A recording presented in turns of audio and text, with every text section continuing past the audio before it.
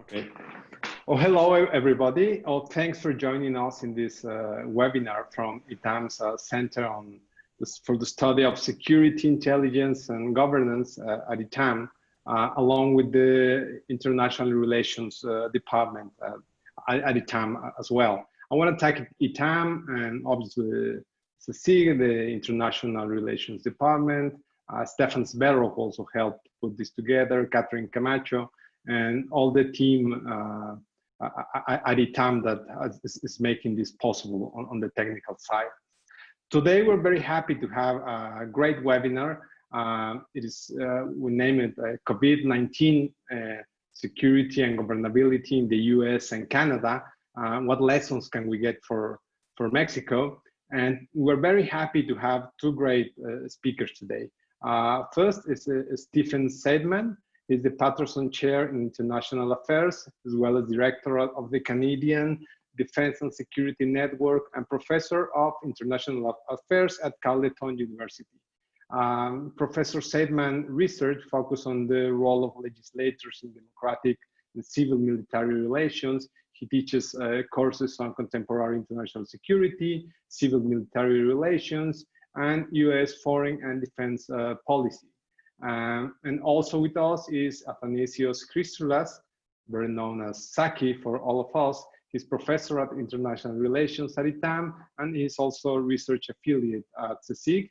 He received his PhD in political science from McGill University, and he's one of the main experts on Mexico's national security, civil-military relations, and North American security cooperations, topics on which Professor Hristoulas has widely published.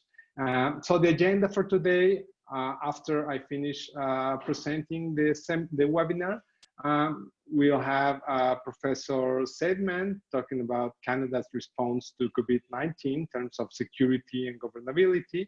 And then Professor Hristoulas will talk about the same issue, but in the United States. And we talk some of the implications for Mexico. We then will have about 10 minutes for Q&A. So if you have any question that you would like to be answered by our speakers, just write it down on the Zoom Q&A tab. And then we'll have time for some final remarks from our speakers. And I won't take any more of your time. So please, Professor Saidemen, we'll start with you. Thank you. Thank you, and thank you for having me. It's a pleasure to be in Mexico City today to talk to you about the situation presented to us by COVID and how it is similar and different amongst these various countries. What I want to do first is just share the screen for a second and show a couple of the trends that we're facing in Canada, just to familiarize people with it. So if you take a look at this table, it shows that amongst all the other lines are other countries. And so Canada has about 5,000 total deaths from the disease thus far. If you were to look at Mexico's curve, it would probably be about 10 or so days behind. And so it's on a similar curve. Canada is doing better than some countries. It's doing far worse than other countries. So it's sort of more in the middle of the pack. The other thing I wanted to show you was this shows the accumulation of cases over the course of time. And whenever we refer to cases, we always have to be a little wary about that, because the number of cases depends on how much you're testing, obviously. And so it may be you're doing a really good job of being testing, so you have more cases, or it may be that you're doing a really bad job of testing, in which case your cases are undercounted.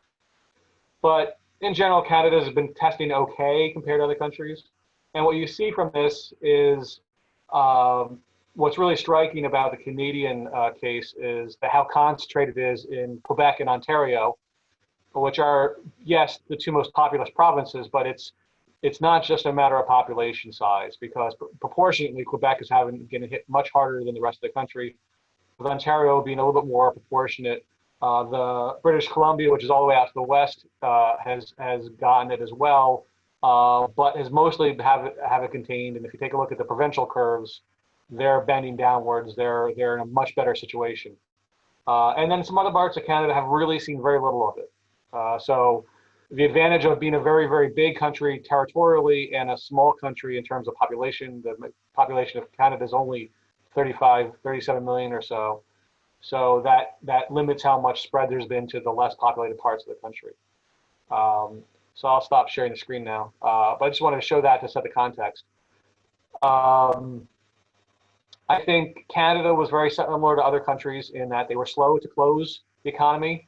One of the biggest challenges that Canada has, which probably Mexico has to a large degree too, is that the biggest choice was about closing the border with the United States. That all of Canadian foreign policy since 9/11 was predicated on, was based on keeping the border with the United States open, because in the immediate aftermath of 9/11, the United States closed the border, and that was really disruptive to the Canadian economy. It was really disruptive to trade. And so every prime minister, every government has tried to make sure that the border stays open, that they've met a variety of demands by the United States on how to keep, on security issues, on how to keep people out of North America, so they don't come into the United States via Canada.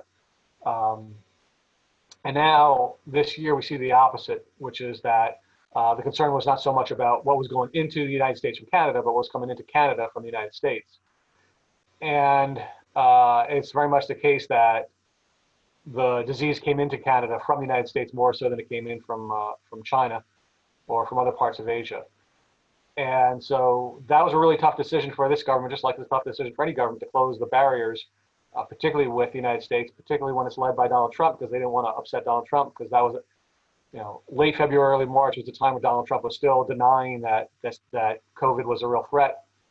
And the Canadians were concerned that if you close off the border of the United States now, what's that going to mean for trade relations in the months and years ahead with Donald Trump as president?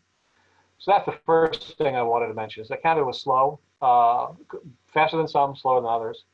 And what we all know now about this is that if you act a week earlier, you save lives. You act a week later, you lose lives. The second thing, as I sort of hinted at with the second figure, is that it's unevenly distributed across the country. That Quebec faces a much worse problem, and this is federalism means of a lot of things to a lot of different countries. But what it means in the age of COVID is that it means that the federal units behave differently, and they develop conflicts with the federal government. So in Canada, it's probably one of the more confederal of countries. That is, that more of the federal units have more power relative to the federal government. So the provinces have a lot more power. And so any prime minister has to be very cautious about stepping on the powers or responsibilities of the provinces. This is always a sore spot in Canadian politics. And so what we've seen the past, I guess now 8 weeks or so, of almost daily briefings by Prime Minister Justin Trudeau, is he's been trying to issue a variety of initiatives to try to deal with the crisis. And many of them he has to hammer out ahead of time with the leaders of each province, or at least he has to anticipate what they're going to be okay with. And this leads to challenges. So right now, the big challenge is that Quebec is pushing ahead with opening up its economy. They've opened up their schools this week. And this is strange because Quebec is facing the worst of the pandemic and they are hardly over it. Montreal has the worst of it. And so the theory, I think, in Quebec is that if they reduce the lockdown, they open things up in the rest of the province and keep things more or less closed in Montreal, it'll be okay. But it seems really early. But Quebec is led by a populist government that has been xenophobic and has often pushed back against the federal government on a variety of issues. Quebec always does, but particularly this Francis Legault, the current leader. And so that's made it very hard for Canada and for Trudeau to set policy in Quebec. Whereas in Ontario, strangely enough, also led by a populist leader, Doug Ford, seems, if you compared him to Donald Trump or to Boris Johnson, he's sort of the same kind of figure. Big figure, he's got big shoulders, big gut, big stomach, boisterous, came to power railing against government, but he's taken a very different course of action during the crisis and has been much more willing to shut things down. He's been much more critical of those who've been protesting the shutdown, even those are really essentially his voters. And so you see different responses across Canada based on which province we're talking about. But the third thing I wanted to mention of the Canadian response is Canada is in some ways very lucky that it has the Liberal Party in power right now, because the Liberal Party doesn't really care about deficits compared to the Conservative Party. And so the Liberal Party has been spending incredible amounts of money very quickly in all kinds of ways. They've been giving money to unemployed people, they've been giving money to students, they've been giving money to companies to subsidize salaries. They've done a very extensive effort. Every day Justin Trudeau is announcing a new spending initiative to try to keep people from being too hurt by the crisis. And again, this is made difficult by federalism because you can't do everything. For instance, thus far, there's been no initiatives announced about supporting universities, which is an issue I care about as a university professor, because the universities are owned and operated by the provinces. So my salary comes not from Canada, but from Ontario, essentially. And so anytime the federal government interferes with higher education, it's a very sensitive issue. But what they have been able to do is they've been able to basically tell everybody, you log into your regular tax account and apply for this program and you'll get money. And the money came very quickly. My daughter lives in the United States. It took her a month longer to get any money compared to my friends in Canada. So it's been delivered very quickly. And there's been a very big willingness to spend lots of money and worrying about the deficits later. So I think that's an important thing. That's really the governance side of things. To talk about the security side of things, first of all, there's no real panic in the streets. There's no real concern about the viability of the Canadian government. So there's no real worries about the stability of Canada at all during this crisis. Nobody's asking questions about the Canadian Constitution or what's legal or all that sort of stuff in terms of what the government's doing thus far. There's, on the margins, there's some questions about some policy issues like whether Parliament can meet in person or can't meet online. But Trudeau's popularity is higher than it ever has been. Last fall in October, he barely squeaked by in the most recent election, getting something like 35% of the vote. His popularity now is in the mid to high 60s. So, and people think that the government is handling this crisis quite well. The military has gotten involved in this. People have been asking them to do a lot of things. And Canada is not really a standing emergency management agency. It has, in the United States, they have FEMA, the Federal Emergency Management Agency. In Canada, they don't have that. And so one of the jobs for the Canadian military is to respond to domestic problems, such as ice storms or forest fires, and now this. And so the main job of the Canadian military right now has been, I guess I want to say three things.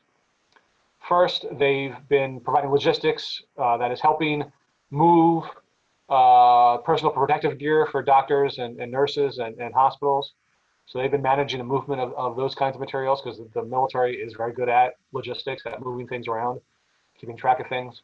The second thing, which has gotten most of the play, most of the attention, has been that the crisis in Canada has really been centered in elder care facilities. That is, nursing homes, places where retired people reside in their later days. And that's really where most of the deaths have taken place.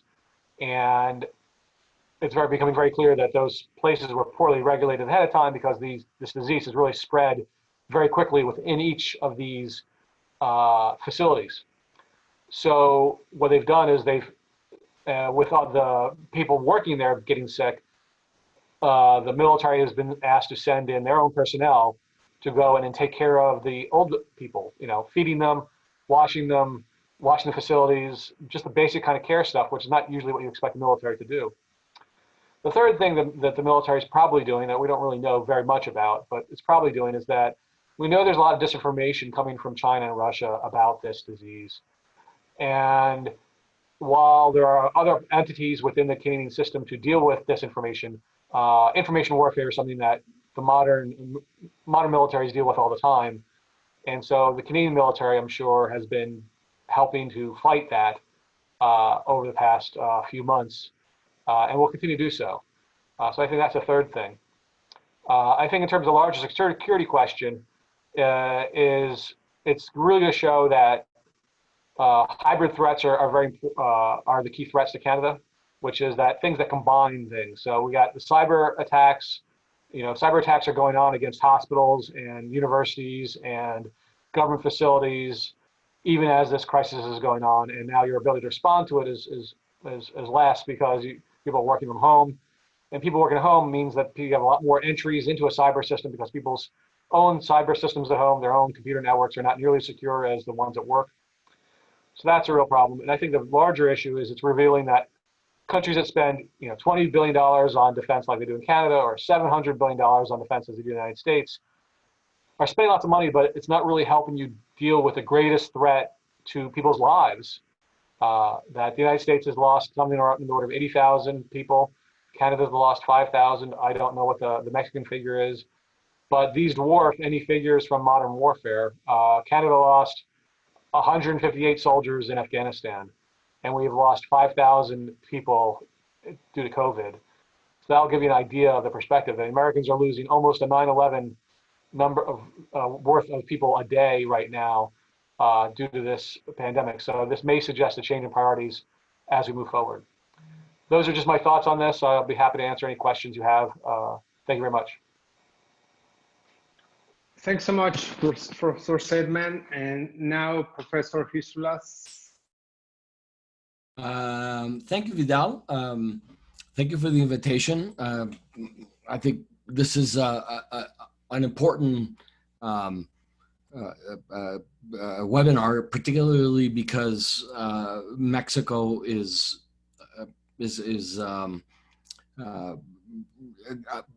kind of following the United States and Canada in terms of how to react to the pandemic and how to implement policies to get into the new normal. But so I'm going to speak about the United States, and it's an easy case to talk about because it's essentially a case. It's essentially like literally what you should not do in a crisis like this. And I mean, it's an understatement to say that the United States has had some serious problems in managing the crisis, and this has created governability problems, but it's also created some security issues, some significant security issues. Some of the reason for this, part of the reason for this is lack of coordination. I mean, you have the federal government saying one thing, state government saying something else, and local government saying something completely different. And it tends to kind of confuse people. And for that reason, people really don't understand what they should be doing. And, hence you get the kind of things that we've been seeing in the news in the United States where you have people who are, being told to wear masks and reacting in a very hostile manner. But it's more than just a lack of coordination. It has to do a lot with Trump himself, his misinformation. He's been provocative. He's been very political about this. And his comments have exacerbated the crisis. So, I mean, what we need right now are leaders that, assure people that government is behaving properly and providing leadership, making sure that there's transparency, information, et cetera. And Trump has done literally the opposite.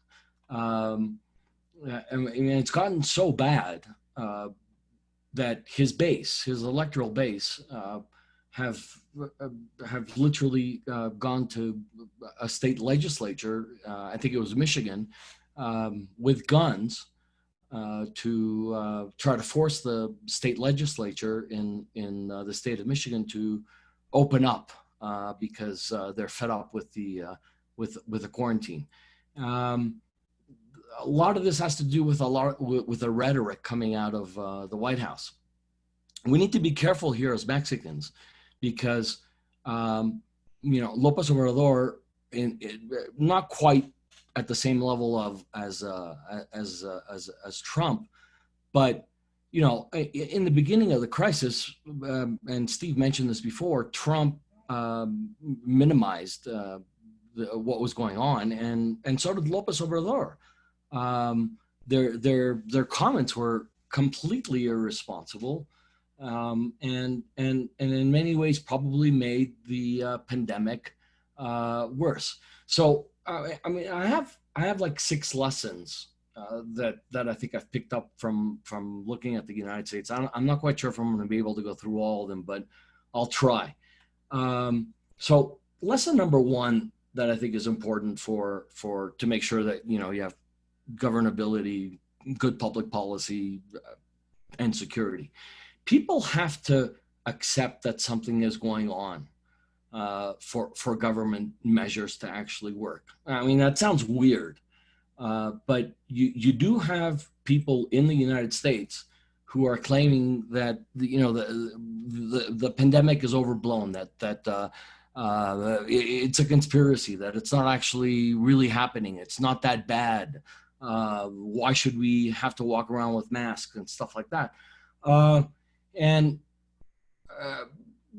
Much of that has to do, much of that is coming obviously from ultra right-wing protesters who are Trump's base. And in one particular case, you may have heard of this, some worker at, I think it may have been a Walmart or something like that, asked one of the customers who walked in to the store to wear a mask, and they ended up shooting the guy and killing him. This is something that happened last week. So, I mean, this ultra right wing reaction, which is being, I think, fed by Trump, is, to be honest with you, leading to domestic terrorism in the United States. So, point number 1 is that people, it's a strange point to make, but people have to accept that something is going on in order for government policies to actually have any kind of effect. Best way to achieve point number 1, A, provide accurate information. Be consistent. B, be consistent in your messaging. C, be transparent. D, listen to experts and implement policies that they recommend. In all those 4 points, Trump has gone on a scale of 0 to 10, like minus 50. He has done none of these things. And these are the kinds of things that need to be done in this kind of situation. And I know that Steve doesn't agree with me on this, but I think a good example of someone who has done this in the United States is I Want to Become President Mario Cuomo, the New York governor, who has provided information, who has been consistent in his messaging. He's been transparent, and he's been listening to experts. I mean, some of the earlier policies that were implemented in New York didn't work out so well, but all you have to do is look at Mario Cuomo on TV, and you realize that the guy is really suffering through this. He hasn't gotten any sleep. It looks like the guy hasn't slept for an entire month, which really makes me think that this guy is taking this very seriously, and he's taking these 4 issues, accuracy in information, consistency, transparency, listening to experts. I think he's done a pretty decent job. I think another example of a governor in the United States that's done this is the governor of California. In the case of New York, because of the problem, they implemented a number of draconian measures. People were arrested and so forth. But for walking around the city without a mask or something, or for walking with not maintaining social distancing, etc. There have been arrests. People have been ticketed, and it appears to me as though New Yorkers have taken this seriously. Now, of course, the reason why is because, at one point they had 2,000 people who were dying every day. But I think it also has to do with the fact that you had a governor who really went out of his way to make sure that, listening to the experts, being transparent, consistent in his messaging, providing accurate information. Number three, the role of the media, I think, is critical in terms of messaging. And the thing that I want to highlight here is that notice that with respect to Cuomo, it sounds as though I'm in love with the guy, but I'm not.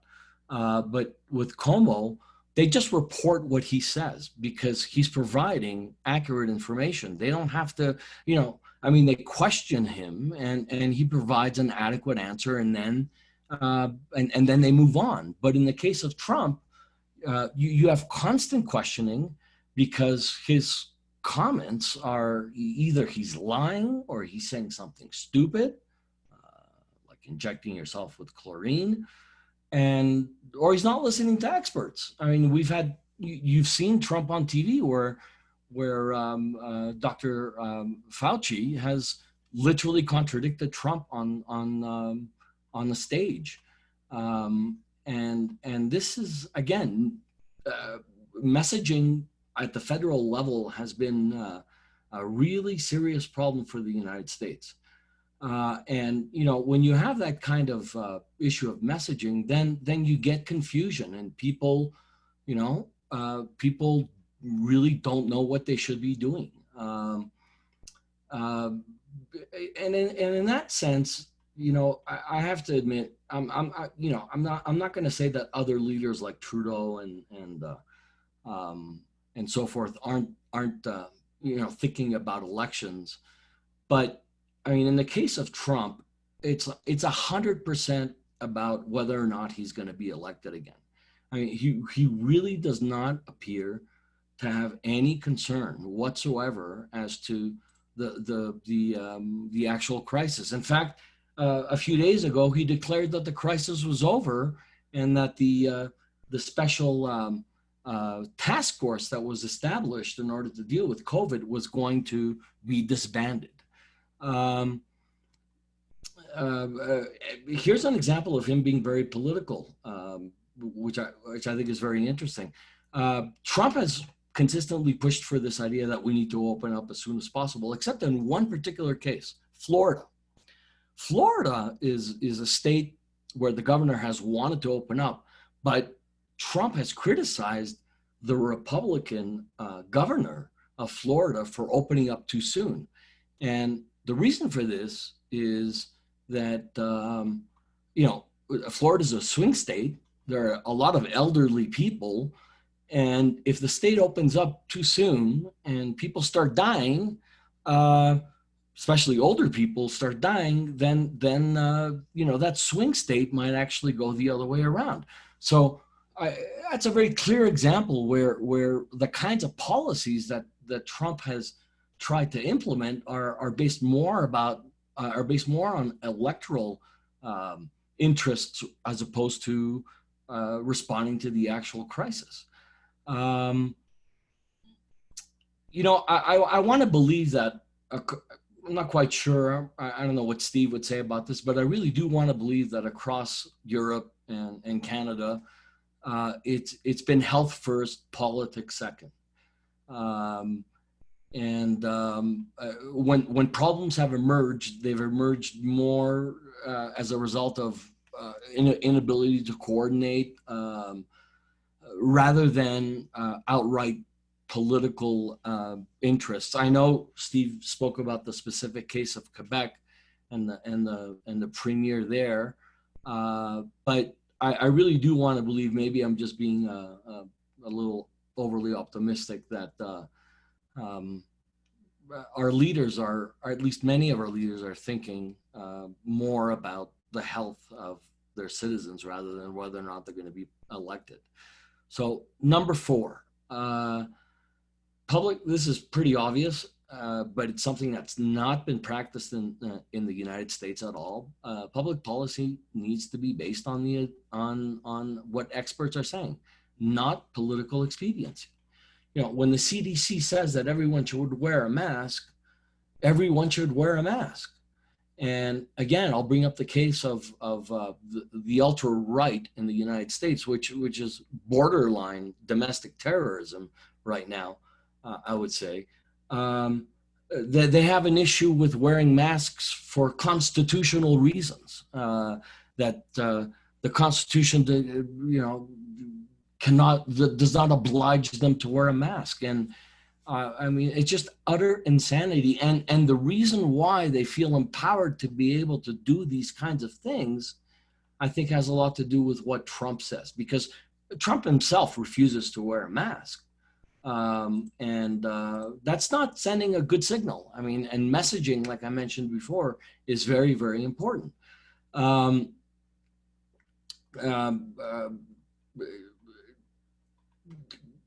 Trump constantly contradicts experts, constantly avoids their advice. And at best, this creates confusion and the difficulty in governance and security that I mentioned before. Worst case scenario, it just kills people.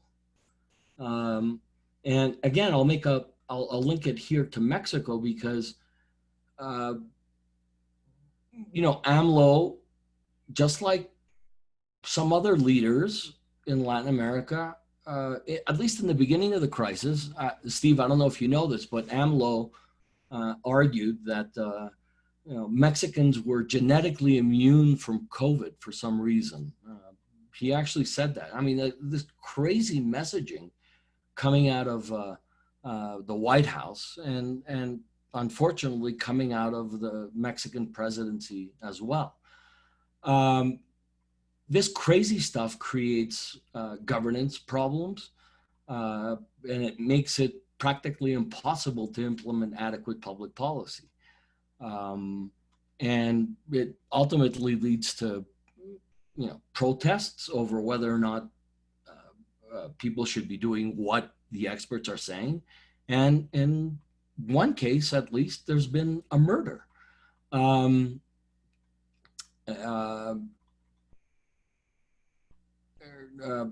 So I mean, even in this particular instance, and it's something that surprises me.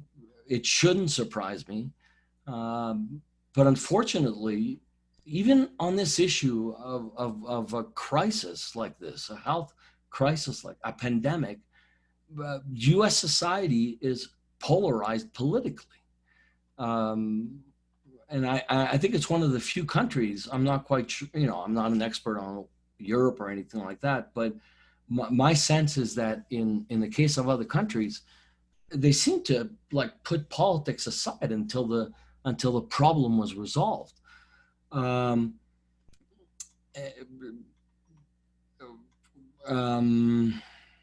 Yeah, okay, so I want to skip that because I know I'm running out of time. Number 5, fifth point, consistency in messaging at all levels of government. This has been practically impossible in the United States.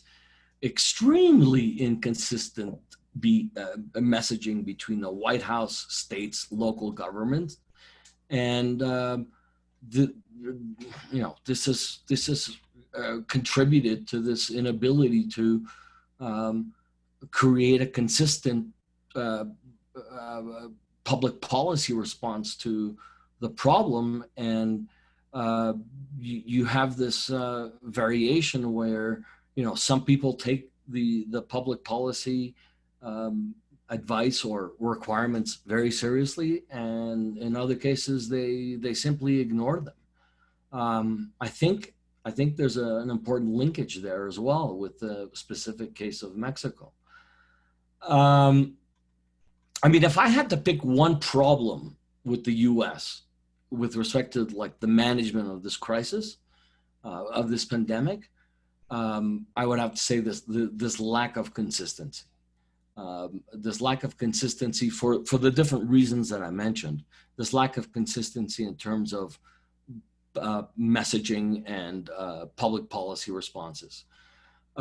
Sixth point, very quickly, test kits. And here, this is important because, you know, all three countries are at the point where they're opening up. Mexico is, Steve, Mexico is in the process of opening up in the next couple of weeks or so, or maybe the next 3 weeks or 4 weeks. So what we know is that test kits are needed in order to open up safely. Test kits have been a problem for the United States, not only for the United States, but for other countries as well. But in order to open up in a safe manner, you know, the new normal, so to speak, that we all talk about now, you need test kits. And the reason for this is simple, because you're going to get clusters of infections. And these clusters of infections are either going to, you know, be contained or they're going to explode, depending on whether or not you have sufficient test kits. And with these test kits, you can identify these clusters and isolate them and make sure they don't spread. I think this is a problem for the United States. I know that Trump keeps on insisting that there's enough test kits. I know it's a problem in Mexico. And opening up the country, as López Obrador, the Mexican president, wants to do in the next few weeks or so, without the ability to have a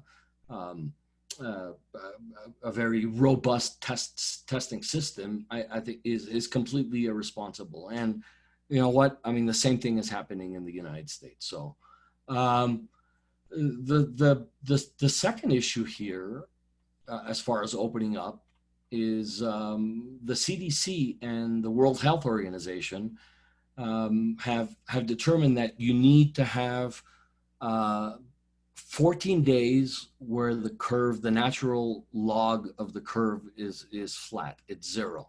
In other words, that there is an increase in the number of cases. You can have the same amount of cases, but it's got to be for 14 days. Once you get past those 14 days, where you've had this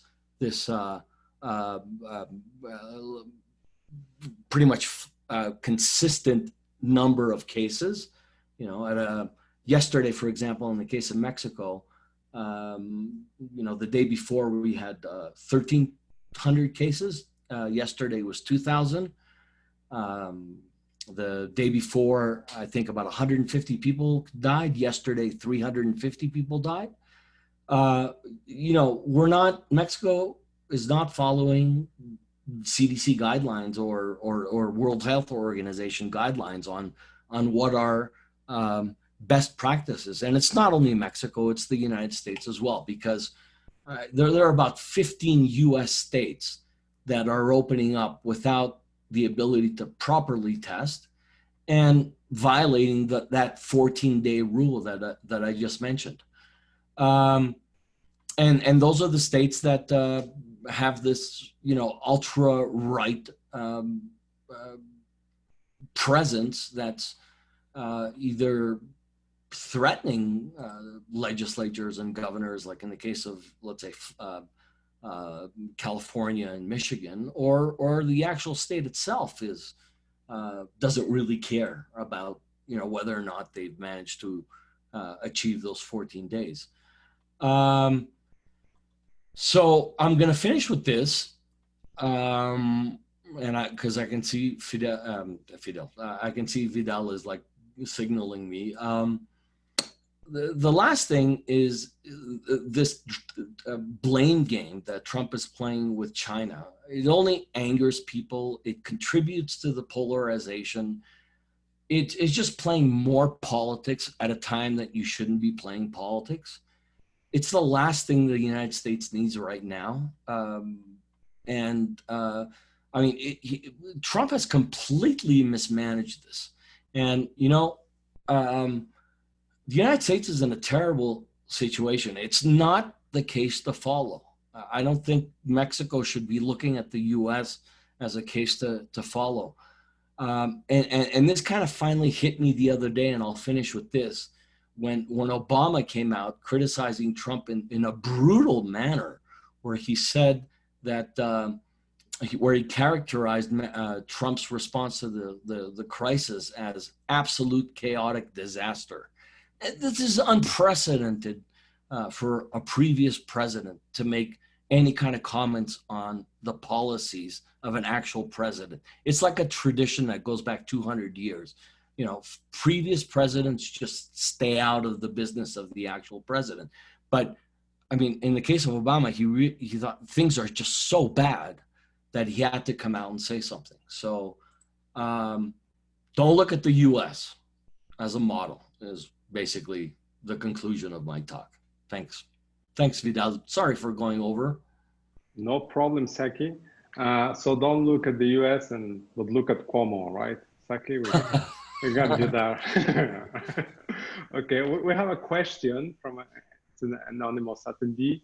I think it could be for both of you. Bruno Latour made the hypothesis that we're entering in a new age where the future wars will be held against nature, natural disasters, pandemics, climate change, etc. The current situation would seem to confirm these insights, as we have seen the army in several countries taking a wider role in the middle of this pandemic and acting outside national security conventional areas of action.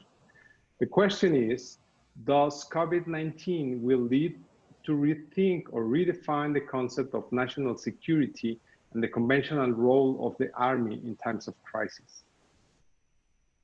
Who wants to start? Please, Steve, go ahead.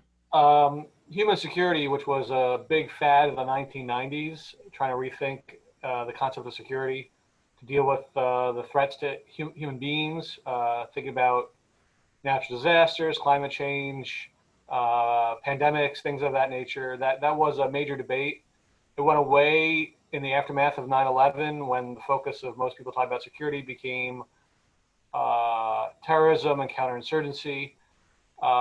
And we had already seen people starting to return back to thinking a little bit bigger about the concept of security with climate change, because we've seen major American military bases be swamped every couple of years by hurricanes rumping through Florida.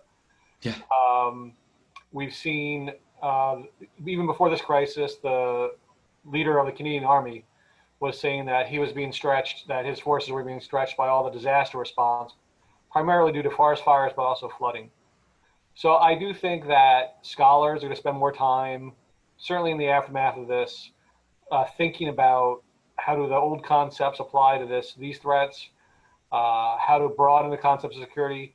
And I think politically, it's going to be harder for militaries to justify their budgets when all their tanks and ships and planes were not sufficient for fighting off COVID. On the other hand, the Russians and the Chinese have proven in the past few months that they're not taking a break. ISIS has proven they're not taking a break. The Taliban this week has proven they're not taking a break either. So the world is getting more complex, and so we need to think broader about our concepts of security, but we can't throw out our notions of hard security, of military security, because there are still going to be forces out there that are developing their weapon systems for fighting either hybrid warfare or conventional warfare. And the good news thus far has been that people have been deterred from the conventional end of the spectrum, mostly because of American leadership. But with American leadership being in doubt, we might see more of this. And if you talk to the folks in Asia with the rising China, they're building ships, they're buying submarines, they're thinking about conventional security threats, because China presents both an unconventional and a conventional security threat. Yeah, I mean, just to complement Steve's answer, we're living in a world where we have multiple vectors of security threats, and they run from the traditional ones that you know, the traditional military ones that have existed for centuries, all the way through to you know, climate change, and now we're asking our militaries to deal with something that they really are not equipped to deal with, which is a pandemic. And a health crisis, and armies, militaries have been forced to kind of rethink their missions, given these new vectors. And these new vectors vary depending on the country. Like Steve mentioned that, for the United States, you have domestic vectors, but you have, for NATO also, you'll have Russia and so forth. But in the specific case of Mexico, which I think the person wanted to maybe get to, we've been seeing for the last 10 years or so an increased role of the military in various types of missions in Mexico, running anything from traditional national security type traditional threats to all the way to law enforcement. The pandemic in some instances. I mean, you have the army that's been deployed in a number of cities that have had some security issues over whether or not, for example, does COVID really exist? And so you've had this increasing number of roles, and something that Steve and I were involved with a couple of weeks ago in another webinar. One of the things that came up in that webinar was that we're asking militaries to do so many different things right now, and they simply don't have the training or the finances for that. And I think in the end, what it's likely to do is weaken militaries and their ability to respond, as opposed to strengthen and give them increased roles to play. So I would say the opposite is likely to happen. That the military is not going to really be able to respond to all these different kinds of things we're asking them to respond to. Okay, thanks so much for two of you for your answers. We have a question from Mauricio, which I think could work to close the panel with your final thoughts on this. Mauricio is asking, what can we expect in Mexico where our experts are not really experts? So I guess Mauricio is trying to figure out what can we learn from the Canada and the US case, and perhaps you can give some your final words focus on this, because we have to close at 1:55 the seminar, so we just have time for one more intervention. And the rest of the question, we will pass them to the panelists, and perhaps you can start on an exchange directly with them. And so please, Steve, some final words on this. Well, I think one of the questions being raised in Canada now is whether Canada trusted the World Health Organization too much because the WHO didn't issue the alarm fast enough, potentially. And so one of the Canadian debates is whether that they should develop their own independent health intelligence agency, essentially. And I think this is going to be really hard for Canada or any other country to do that. There's some desire to make Canada more independent from the United States, more independent from international organizations, but the problem is it's really, really hard to do so because you just can't create capacity out of nowhere, and there's a real cost to doing so that our allies do have and our friends do have expertise that we can usually lean upon. But I do think that countries need to be a little more critical about the information they get. That when an organization like the WHO is facing cross pressures from China, then you can't really be as reliant on them. You have to look for other sources of information. That, take a look at WHO again, for example, which is that if there's a crisis in Africa, you can probably trust it more than when the WHO has to get information from China, or if it had to get that information from the United States. That power always matters in all of this. And so the more powerful countries are probably going to be less likely to be able to, or more likely and more able to massage the results and massage the information to produce less accurate pictures. and that less powerful countries will be less able to do that. So I think that's something that Mexico can do, is to say, okay, we're living in a time where Trump's president, he's less reliable. We're living in a time where the Chinese are definitely not nearly the friendly, happy superpower that they were portraying themselves to be. And so we need to be more critical about the information we get. Doesn't mean that you can't rely on some of their information. And you do have experts in Mexico. There are experts everywhere in the world. The good news about the internet is there's ample information that the scientists are producing. The one caution I'd have to say is that the nature of science is that they constantly are pushing and trying to falsify what they know. They're trying to prove what they know is wrong, and they move back and forward in steps and steps backwards. And so just because you hear of one study doesn't mean you should make up your mind. It's all about the collection of new studies as they push things forward. Right now, the biggest question is whether kids are disease carriers or not.